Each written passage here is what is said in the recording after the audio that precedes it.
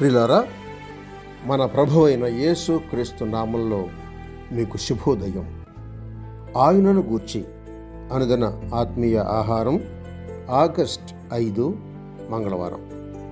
నేటి మన ధ్యాన లేఖనం దినవృత్తాంతములు 2వ గ్రంథం 18వ అధ్యాయం 7వ వచనం.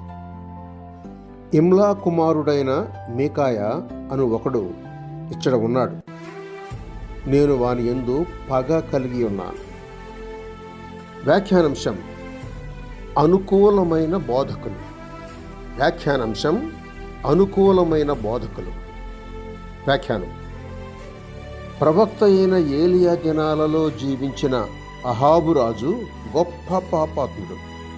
తెలిసి కూడా యెహోవా వాక్యాన్ని ఉల్లంఘించాడు.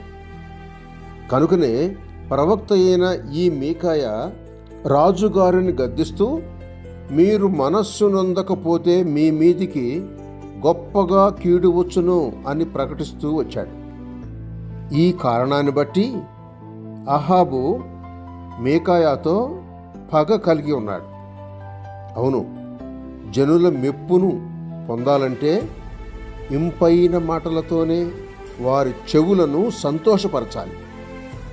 కడవరి దినాల్లో కొందరు బోధకులు అలాగే బయలుదేరి అనుకూలమైన సంగతులను బోధించి దానిలో కూడా కల్పనా కథలను కలిపి బోధించగా వినేవారు అనేకులు దానికి సంతోషిస్తారు.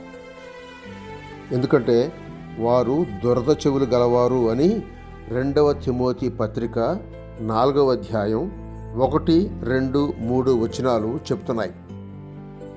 మీకాయ అయితే తాను చెప్పిన సత్యానికి చెరసాల్లో వేయబడ్డాడు. అహాబుకు అనుకూలులైన పట్టణస్థులు మంచి ఆహారం తిని భ్రమసిపోతూ ఉండగా సత్యసాక్షి అయిన మీకాయ రొట్టె మాత్రం తిని నీళ్లు త్రాగలసి వచ్చింది. పౌలు కూడా క్రీస్తు మర్మము నిమిత్తమై చెరసాల్లో వేయబడ్డాడు. మీ సంగతి ఎట్లు?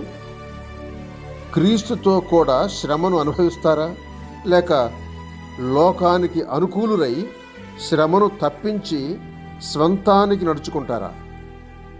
జాగ్రత్త సుమా, క్రీస్తులో శ్రమపడిన వారే ఆయనతో రాజ్యమేలుతారు అని తిమోతికి వ్రాసిన 2వ పత్రిక 2వ అధ్యాయం 12వ వచనం చెబుతోంది. ఆలకించండి. సహోదరుడు సైలస్ ఫాక్స్. శుభములతో వందనాలు.